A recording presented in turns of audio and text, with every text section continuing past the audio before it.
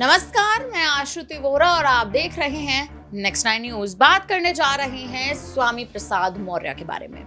जी हाँ, आपको बता दें कि स्वामी प्रसाद मौर्य ने हाल ही में अपनी बड़ी और एक अहम पार्टी बनाई थी, राष्ट्रीय शोषित समाज पार्टी। लेकिन उस पार्टी का गठन स्वामी मौर्य ने किया तो इसी वजह से था कि कहीं ना कहीं स्वामी प्रसाद मौर्य अपनी पार्टी का जनाधार लोकसभा चुनाव तक आते आते ही मजबूत कर लेंगे। लेकिन लोकसभा चुनाव आ भी गए, परिणाम भी सामने आ गए और परिणामों में स्वामी प्रसाद मौर्य की हार सामने आई। उनकी हार से इतना तो साफ हो गया कि अब कहीं ना कहीं जो यूपी की राजनीति में एक बड़ा चेहरा बनकर उभरने का प्रयास कर रहे थे, दलितों के लिए बड़े काम करते नजर आ रहे थे, अब वही स्वामी प्रसाद मौर्य को अपनी साख बचानी जरूरी है। क्योंकि स्वामी मौर्य दल बदलने के नेता कहलाते हैं। कैसे, वो भी बताते हैं। स्वामी प्रसाद मौर्य ने शुरुआत की थी मायावती की पार्टी बहुजन समाज पार्टी से। उसके बाद 25 वर्ष का कार्यकाल तो मायावती के साथ निभाया, लेकिन फिर 25 वर्षों के बाद स्वामी प्रसाद मौर्य ने पार्टी छोड़ी और जाकर शामिल हो गए भारतीय जनता पार्टी के खेमे में।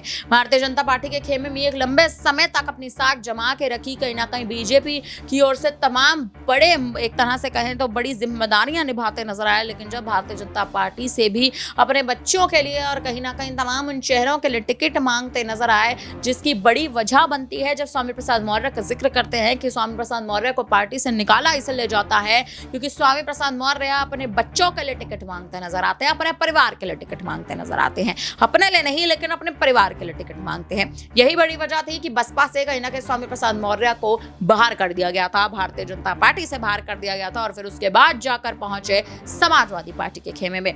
सपा के खेमे में पहुंचे तो सही, लंबा कार्यकाल सपा के साथ भी निभाया, लेकिन समाजवादी पार्टी के साथ रहकर भी समाजवादी पार्टी के ही खेमे में जहर घोलते नजर आए। अखिलेश यादव के खिलाफ तमाम बड़े बयान देते नजर आए, केशव प्रसाद मौर्य पर बोलते नजर आए और तमाम उन चेहरों पर कहीं ना कहीं बात करते नजर आए जिन चेहरों पर स्वामी प्रसाद मौर्य कहीं ना कहीं अपनी साख जमाने का प्रयास कर रहे थे। समाजवादी पार्टी का साथ छोड़ा और फिर उसके बाद अपनी ही पार्टी का गठन करा, राष्ट्रीय शोषित समाज पार्टी। कुशीनगर की सीट से चुनावी मैदान में लोकसभा चुनाव की ताल ठोकी और उसके बाद बुरी तरह से तीसरे स्थान पर जाकर हार का सामना स्वामी मौर्य करते नजर आए।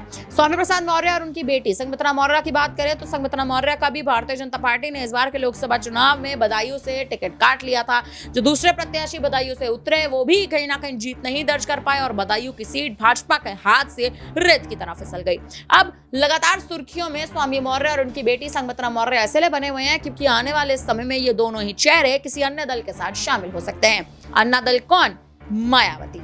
इसके कयास अब लगातार तेज हैं कि अन्य दल में अगर ये दोनों ही चेहरे जाकर शामिल होते हैं तो बहुजन समाज पार्टी संघमित्रा को और स्वामी प्रसाद मौर्य को कहीं ना कहीं बड़ा मौका देती नजर आ सकती है, क्योंकि मायावती इस वक्त अपनी पार्टी की साख को मजबूत करना चाह रही हैं, अपनी पार्टी के जनाधार को मजबूत करना चाह रही हैं और पार्टी का जनाधार तभी कहीं ना कहीं मायावती और बीएसपी मजबूत कर पाएगी जब ऐसे चेहरों को कहीं ना कहीं एक तरह से मौका देगी और ऐसे चेहरों पर कहीं ना कहीं भरोसा करेगी जो चेहरे उनके साथ पहले काम कर चुके हैं। आपको बता दें कि संघमित्रा मौर्य भी अब बेहद जल्द कहीं ना कहीं बीजेपी का साथ छोड़ सकती हैं। साथ इसलिए छोड़ सकती हैं क्योंकि बीजेपी से नाराज बताई जा रही हैं। लोकसभा चुनाव में जब उन्हें टिकट नहीं दिया था तो संघमित्रा मौर्य ने स्टेज पर, मंच पर खड़े होकर तमाम बड़े बयान दिए थे और रोती बिलखती नजर आई थी। रोने बिलखने के कारण पर जब पूछा गया, मुद्दे पर जब चर्चा की गई तो संघमित्रा मौर्य ने साफ तौर पर कहा कि नहीं, मैं भारतीय जनता पार्टी की वजह से नहीं रोई हूं, बल्कि तमाम मेरे कुछ और मुद्दे हैं जिनकी वजह से मैं रोती नजर आई हूं।